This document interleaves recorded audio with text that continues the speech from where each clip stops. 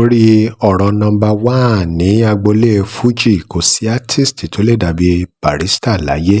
Barisókè ló sọ̀rọ̀ yìí nígbà tí wọ́n ṣe fọ̀rọ̀wérọ̀ fún un. Kí ló sọ nípa ipò tí K1 dì mú láàrin àwọn onífújì?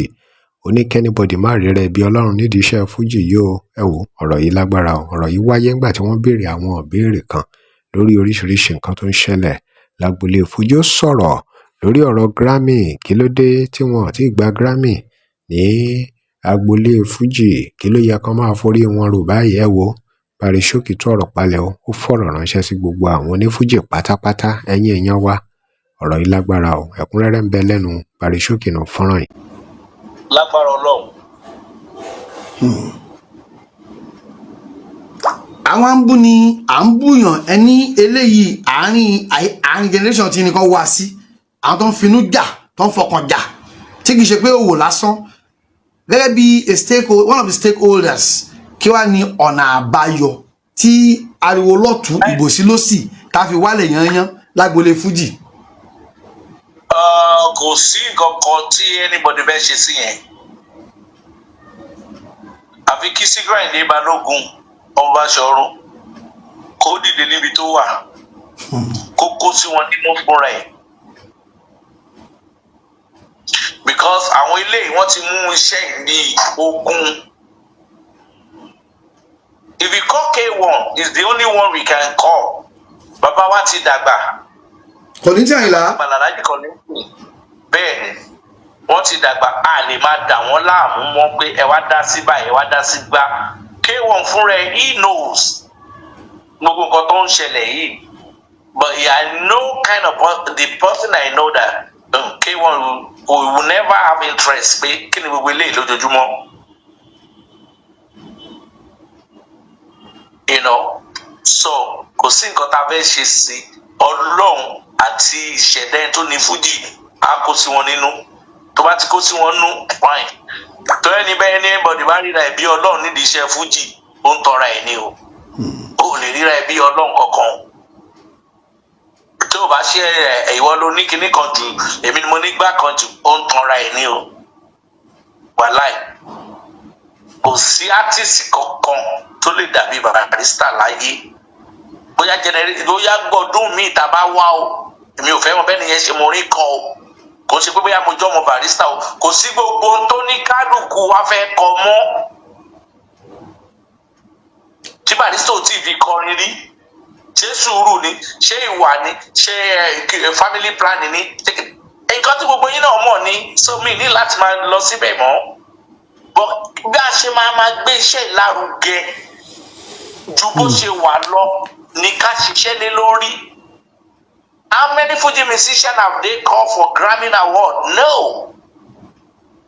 Angelique Kidjo Kútọ́nù ni ìyá yẹn 20 years till now ló ń gba Grammy Award.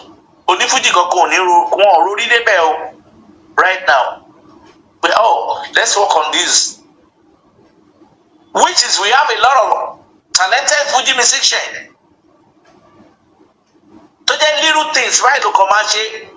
Burna Boy gba Grammy, Wizkid gba Grammy.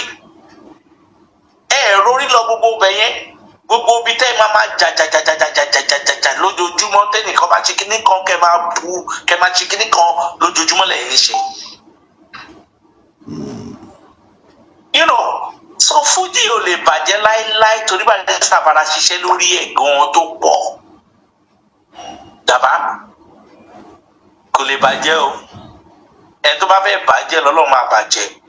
That's just it. So káwáfẹ́lẹ́ káwá fi ṣe lọ́sà. So 15 years sí Barrister ẹni pé ojoojúmọ́ ni ẹ̀yin ṣe sàárà ẹ̀ nítẹ̀yìn. Ṣùgbọ́n kinní kan táwọn èèyàn á fi gbá Barisókè náà ó ṣe rẹ́kọ̀dù yìí ó ṣe ńlá kan ó ṣe ìjọ tiẹ̀ wà lọ́nà. Mo ń kó sẹ́kọ̀ọ́ pọ̀ bọ̀ ó di next year kó tó jáde. Ó di next year. Okay. Lágbára Ọlọ́run. Okay. Ṣé fún mi kíní ń bẹ̀ kí n tiẹ̀ kí n mú pọ́n lálẹ́ lọ lẹ́yìn. Wá ẹ̀tẹ́ ẹjọ́ lè báyìí. Kí n lá díẹ̀ ń bẹ̀. Wá ẹ̀tẹ́ ẹjọ́ lè. Wá ẹ̀tẹ́ ẹgbà kíní bẹ̀. Àbí káwọn èèyàn mi tó ń wò mí náà nì tó ń wò wá kán lè gbádùn ẹ̀ lé nì. Ọlọ́run aṣọ yín ẹ Àwa jẹ́ wa ń ni. tọ́jú ẹ̀ nǹkan tá a bá fi pamọ́ ló máa ló máa níyì ló máa níyì. bẹ́ẹ̀ bàbá mi bẹ́ẹ̀ bàbá mi. tó àwọn tó ń bọ̀ àwọn kéèké kí ni ìmọ̀ràn yín fún wọn àwọn tó ń bọ̀ àwọn kéèké. Kò sí ìmọ̀ràn mi kankan fún anybody tó ń bọ̀ ju pé be yourself.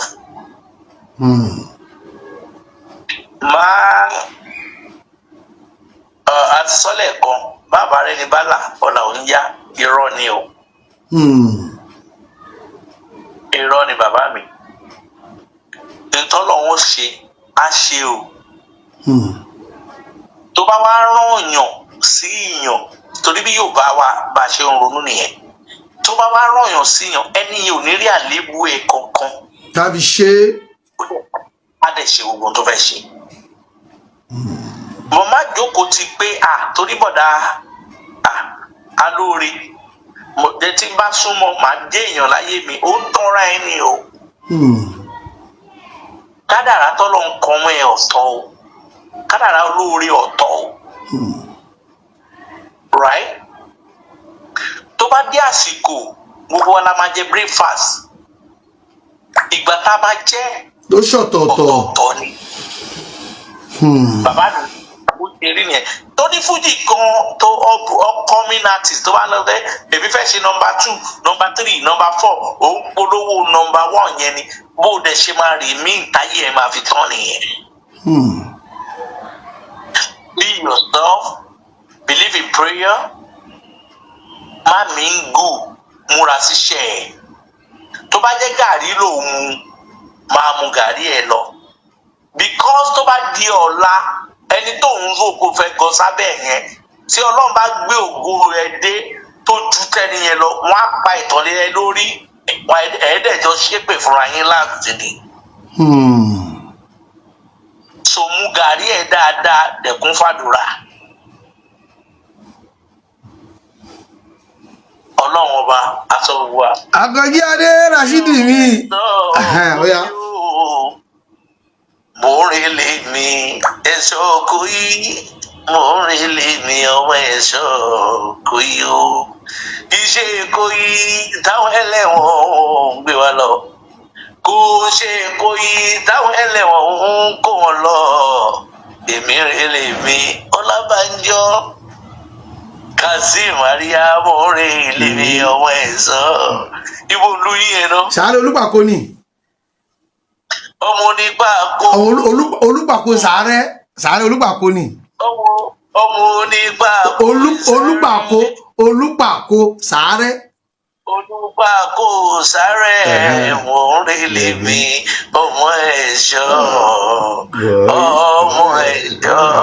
kò yíw Ọlọ́run máa ṣe gbogbo wa. Àmì o a máa rí bá ọ tó ẹ̀yin Barrister ó ń da ó ń dùn kò ní bàjẹ́ ọlágbára Ọlọ́run iṣẹ́ fújì náà ò ní dàrú Ọlọ́run bá pẹ̀jù sí gbogbo. lára nǹkan táwọn èèyàn sọ rèé o King Arẹwà MT Olúmídé ní Barry Chicken na ìgbéraga Barry Chicken with ìgbéraga na 5 and 6 Adébáyọ̀ Sàlámì ní why you putting oníṣẹ́ olórin bíi Kollington wà ní ilé ayé yìí ni GKA is so unique that no musician on earth dead alive is like him. Ẹjẹ́ tún gbọ́ díẹ̀ lára nǹkan tí àwọn èèyàn sọ. Adébáyọ̀ Sàlámì tún sọ̀rọ̀ kan ó ní wàhálà ìgò ló máa pa oní ice water. Kazeem Káyọ̀dé ní Ìbàdàn náà ló ń da fújì rú. Waheed Àgànṣó ní ìwọ náà ṣiṣẹ́ débẹ̀ ẹbí onífújì ní ìwọ náà. Ẹlòmíì tún sọ̀rọ̀ ń bí yìí o Bashiru Kọ́láwọlé ó ní kí òkú ọ̀run wá parí ìjà oríṣiríṣi làwọn èèyàn sọnù comment section yìí. Arákùnrin kan bíi Akínbámi Ọlásùnkànmí ó ní then you think in the direction now and collect Grammy Award. Ajíṣafẹ́ Adélékè ní be yourself and you keep on recording Barrister music dey play. Wàyí Tìámíyù ní Mr. Man come home live abroad come Nigeria come Nigeria collect show up and down. Ẹ̀ṣọ́lá Adéoyè ní you want to start another trouble with this peace we are enjoying in Fuji House no okay with you. Ẹ̀rí lára wọn tí wọ́n ju ọ̀rọ̀ oríṣiríṣi lẹ́rẹ̀ẹ́ o ẹ̀yin èèyàn wa kí lè ròyìn ẹ̀dá sí ẹ drop comment and remember to like share and follow us. Thanks for watching. Àlọ́ fún ìpolówó ọjà WhatsApp number PG.